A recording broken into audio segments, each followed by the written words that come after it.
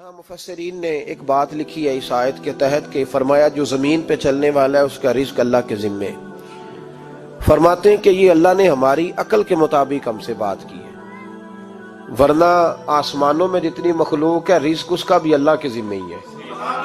یہاں جو فی الارض کے لفظ ہے زمین پہ، وہ ہمیں سمجھانے کے لیے کہ تم نے تو صرف یہ دنیا دیکھی ہے نا، تو جس کو تم نے دیکھا ہے وہ سب کھاتے اللہ کا دیا ہوا ہی ہے. تو جو ہم نے دیکھا تھا رب کریم نے اس کے مطابق ہمیں سمجھا دیا. فرمایا کچھ تو تم نے دیکھے ہی نہیں، چلو ان کی تم سے بات نہیں کرتے، پر جو تم نے دیکھے ہیں ان سب کا رزق کس کے ذمے ہے؟ اللہ کے.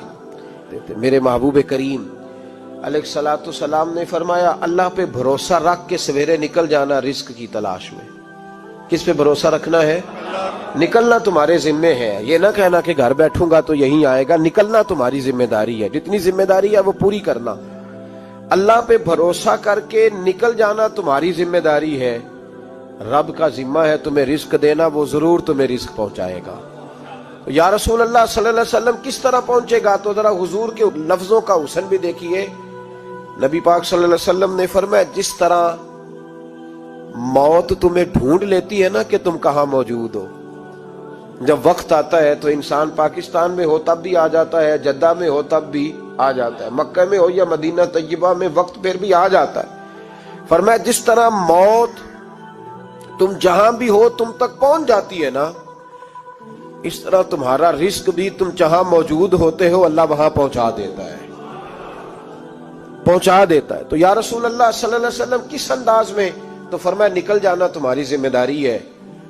فرمایا سویرے پرندے بھی نکل جاتے ہیں اور شام کو جب لوٹتے ہیں تو اللہ انہیں پیٹ بھر کے روزی عطا فرماتا ہے. حالانکہ ان کو نہیں پتا ہوتا ہمارا کارخانہ کہاں ہے، ہم نے کہاں جا کے مزدوری کرنی ہے. ان کو نہیں پتا ہوتا کہ ہمارا دفتر کہاں ہے، ہم نے کس آفس میں بیٹھنا ہے. ان کو نہیں پتا ہوتا کہ ہم نے کہاں جا کے مال خریدنا ہے اور کہاں سے ہم نے پھر اس کو دوبارہ بیچنا ہے. انہیں خبر نہیں ہوتی. اللہ پہ بھروسہ کر کے نکل جاتے ہیں. نکلنا تو تیرے ذمے ہے کہ نہیں؟ فرمایا وہ تو ڈیوٹی کر، شام کو اللہ جو رب پرندوں کو روزی دیتا ہے وہ تجھے بھی عطا فرمائے گا. تو جس حال میں ہے، کیونکہ تو نے اپنا یہ حال خود نہیں بنایا، جس نے بنایا ہے وہ بڑا بہتر جانتا تھا کہ تو اسی حال میں اسے اچھا لگتا ہے.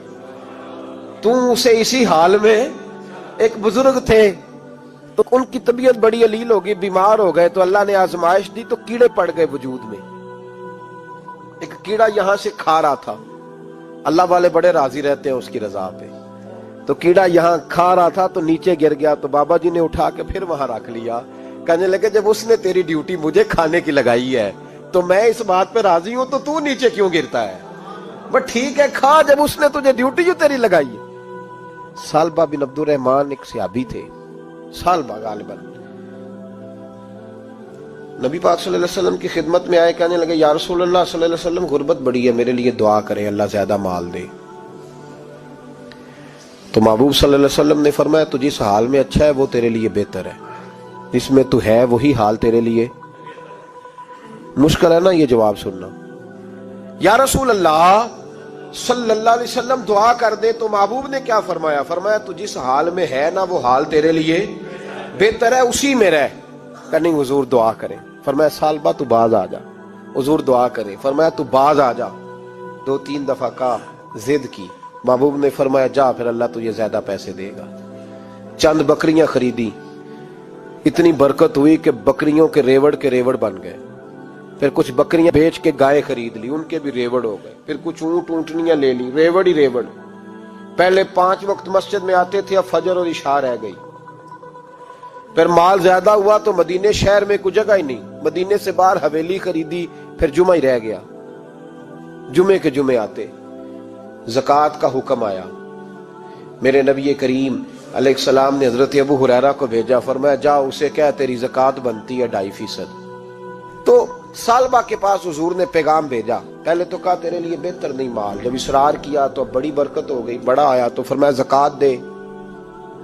2.5% زکوٰۃ ہے. اب جب سوچا کہ 5 اونٹوں پہ ایک بکری جائے گی اور بڑا سارا مجھے دینا پڑے گا، اب جب غور کیا تو یہ تو نہ کہا کہ میں نہیں دیتا، حضرت ابو ہریرہ سے کہنے لگے نبی کریم علیہ السلام کی خدمت میں عرض کرنا کہ میں خود آؤں گا۔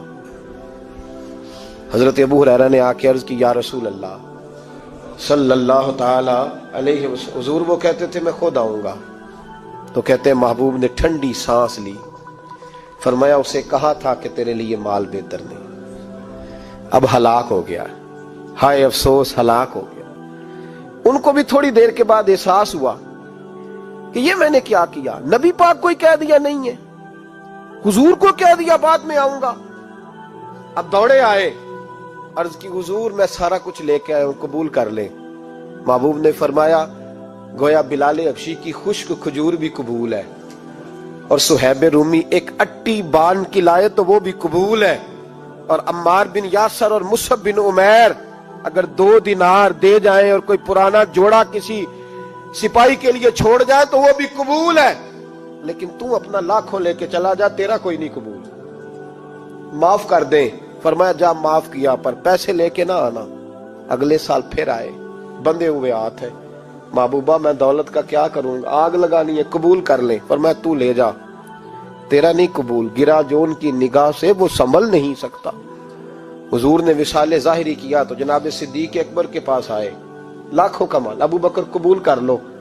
تو جناب صدیق اکبر کہنے لگے اس کا کر لوں جس کا نبی نے نہیں کیا، چل جا، کوئی نہیں چاہیے۔ حضرت عمر کے زمانے میں قحط پڑ گیا، بارشیں نہیں ہوتی، غلہ نہیں ملتا، حالات خراب ہیں، مالی طور پہ بحران آ گیا، غربتیں، مجبوریاں، تکلیفیں، آ کے روئے، عمر میرا قبول کر لو، مجھے معافی تو مل گئی تھی نا۔ فرمایا معافی اپنی جگہ پہ، پر جس کا مصطفیٰ نے قبول نہیں کیا۔ بہت سارے لوگوں کو پتہ ہی نہیں کہ ان کا قبول ہی نہیں ہوا، اور وہ الجھے ہوئے، انہیں خبر ہی نہیں کہ اصل بات کیا ہے۔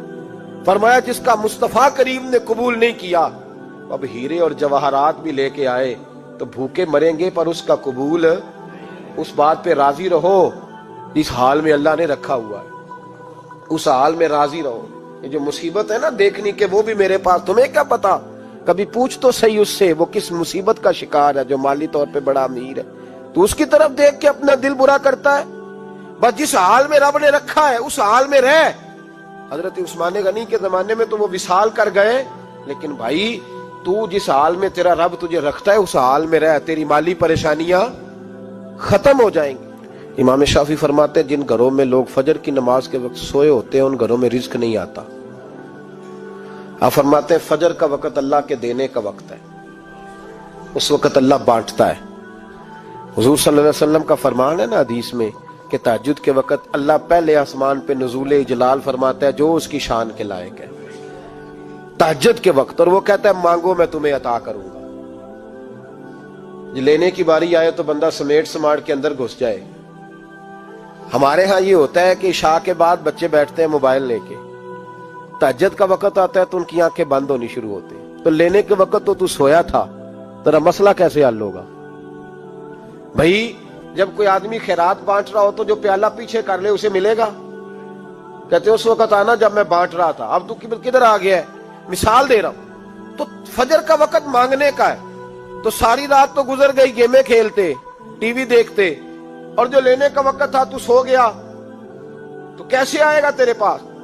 تو اٹھے سویرے، بندوں سے مانگ کے دیکھ لیا، بڑی عزتیں خراب ہوئی، فجر کا وقت اٹھ کے جھولی پھیلائے۔ میرے رسول پاک علیہ السلام فرماتے ہیں، رب فرماتے ہیں جب بندے میرے آگے جھولی پھیلاتے ہیں مجھے شرم آتی ہے، کیسے خالی واپس کر دو؟ تو اس کے سامنے جھولی پھیلائیں سویرے اٹھ کے، رزق میں برکت ہوگی۔ اور پھر ایک اور بات، 5ویں بات، رزق میں تنگی اس وقت ہوتی ہے جب ہم مال غلط جگہ پہ خرچ کرتے ہیں۔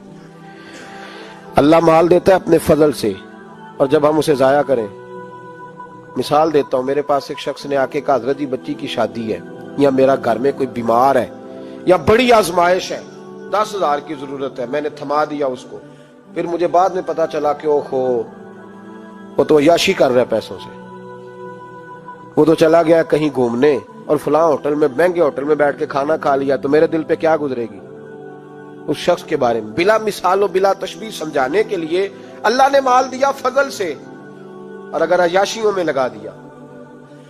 صوفیاء فرماتے ہیں کہ اگر ایک دھیلا تو حرام جگہ پہ خرچ کرے نا، ایک دھیلا، تو تو 1,00,000 دینار کی برکت تیرے گھر سے اٹھ جاتی ہے، ایک دھیلا حرام جگہ پہ۔ قرآن مجید کی آیت پڑھتا ہوں، رب فرماتا ہے وَمَنْ أَعْرَضَ عَنْ ذِكْرِي فَإِنَّ لَهُ مَعِيشَةً ضَنْكًا، بڑی سخت آیت ہے۔ وَمَنْ أَعْرَضَ عَنْ ذِكْرِي، فرمایا جب تو میرے تذکرے سے، میرے ذکر سے منہ پھیر لیتا ہے، فَإِنَّ لَهُ مَعِيشَةً ضَنْكًا، تو میں تیری معیشت کو، تیرے رزق کو تنگ کر دیتا ہوں۔